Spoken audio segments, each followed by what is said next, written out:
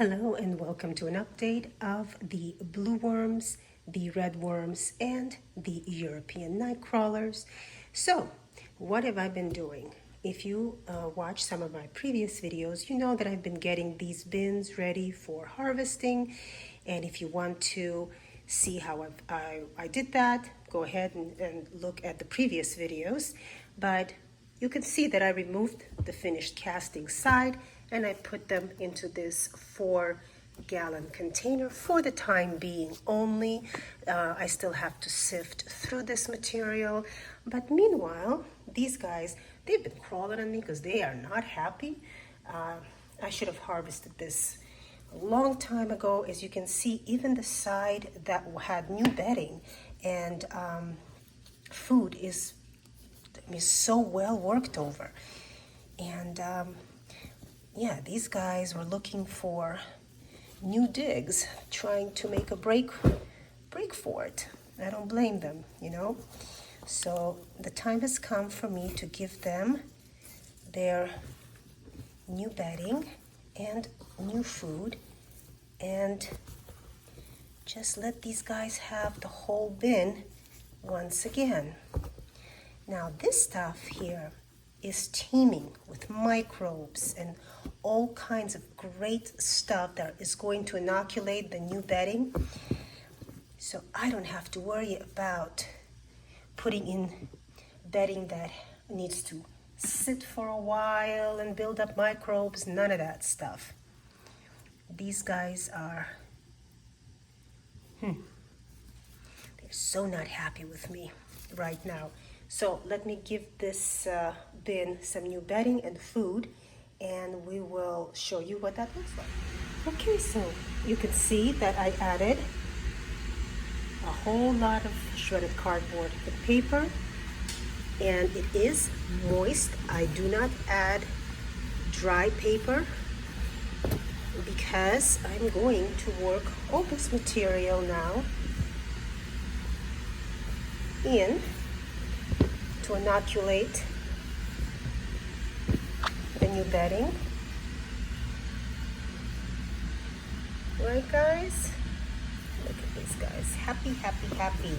Oh yeah, they're gonna have all this new material to move around in and work over. And I don't have to worry about dry spots or anything like that. Now, again, you have to be a judge of your own climate and your systems. If your systems are running wet, if you're in a humid environment, unlike me, I'm in a dry climate, then you can of course add your bedding in on the drier side.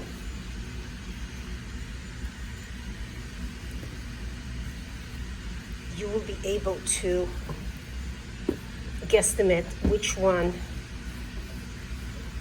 you prefer, but this is just how I do it. And now that I've thoroughly given them a headache, I'm going to push the material aside. And typically I like to, when I start the bin again with new bedding, I like to feed in the center. So we'll give them new food. I keep saying new food, kitchen waste, but really you have to remember that this is the nitrogen, and this, the carbon, is also food. That's the carbon source, right? So it's all food. But as the saying goes, that all carbon is food and bedding, but nitrogen is food, not bedding. Make sure you have both in your bins. So I think this should be good for them. Well, they are going to be happy with that, I can tell you. Giving them a little bit of the pulverized eggshells. This is for grit as well as buffer. Okay, guys. enjoy, enjoy, enjoy. Sorry it took me so long to harvest. I've been busy. Life just happens, right? I'm gonna mark the area where we fed, and that's it. So we harvested this one.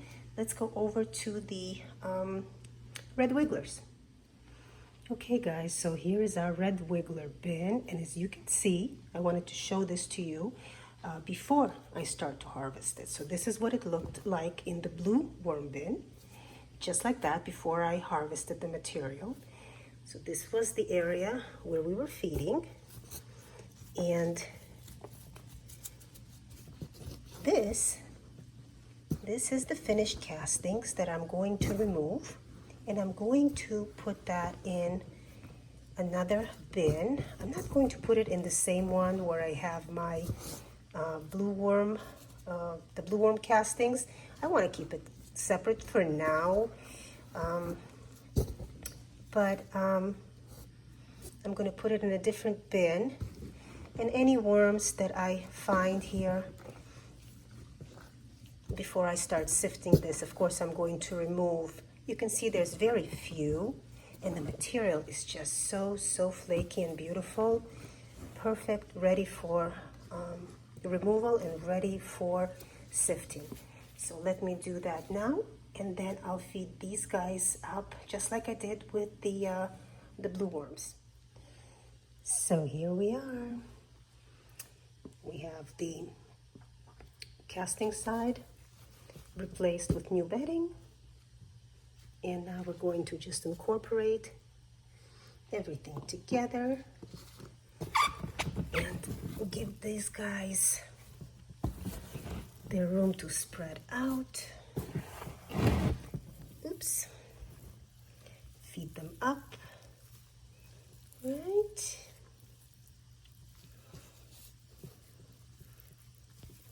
Plenty of babies. Oh my goodness, so many babies.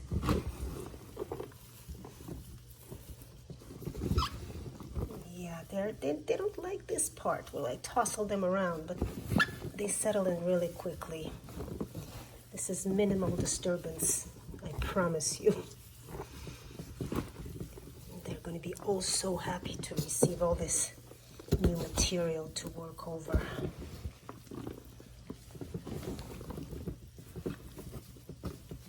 That's it. The bin is reset. Let's feed them up with some kitchen waste, and let's get these hitchhikers off. Yeah. Let's put all this. Some of this stuff is, been sitting for a while. Some of this is newer, but that's okay. All going to decompose eventually. Remember, cover everything nice and well to prevent fruit flies and smells. And these guys are all fed up as well. Meanwhile, the castings are in this bin right here, beautiful, flaky, waiting to be sifted. Let's go over to our European Nightcrawlers. So here are the European Nightcrawlers, and you can see how well the material has been worked over by these guys, because we didn't get this bin ready for harvesting like we did with the other ones, but it's getting close. It really is. I'm fluffing up the material, getting a feel for the bin, and then this is where we fed. Oh, these guys are so happy.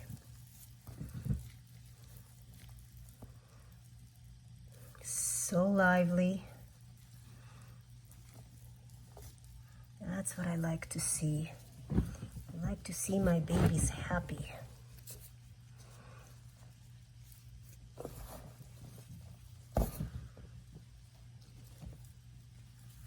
Napkins. Yep. Napkins.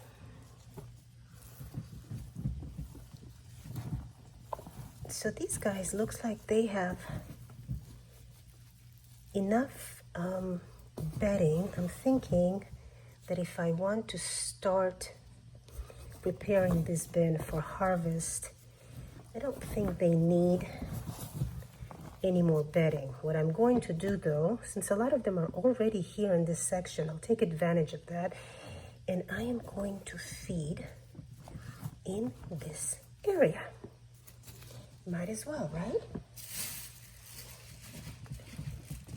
They do have quite a bit of banana skins, but you can tell banana skins are always sort of the last to go. It takes a while for any skin to break down. You can see some of this is mold, which they will love. If you hear somebody say don't put rotten or moldy food in your bins, that's misinformation. I always do that, and the worms go bananas for it. Bananas, yay? Okay, so just give them a little bit, not too much, because these guys still have a lot to work over, but you know what? They're doing a great job. So this is the feeding for our European Nightcrawlers. And now let's go over to the 30-gallon bin.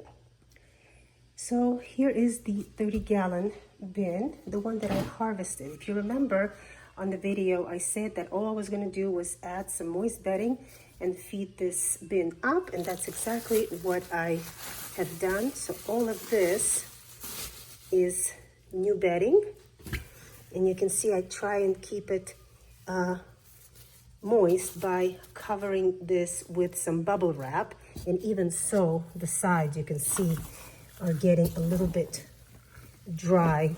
That's where fluffing the material really helps redistribute the moisture. Because I don't have a lid for this bin, I do need to keep it covered. So let's see what these guys have done with our feeding. These are red wigglers in here.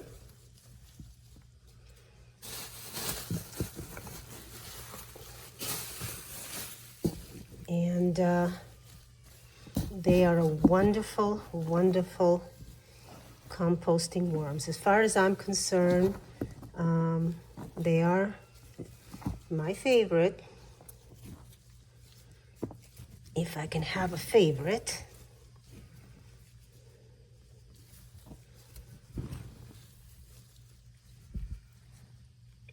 Oh, that must be corn. That's why they're like all over it. Okay, so here's what I decided to do. I really must give this a little bit more water because I know how I like my bins, and this is just a little too dry for me. So somebody asked about putting the food in, the kitchen waste, fresh as opposed to rottens. So what I have here are banana skins from 2 bananas. One is pretty brown. This is the average banana skin, right? It hasn't been frozen, neither has the other one.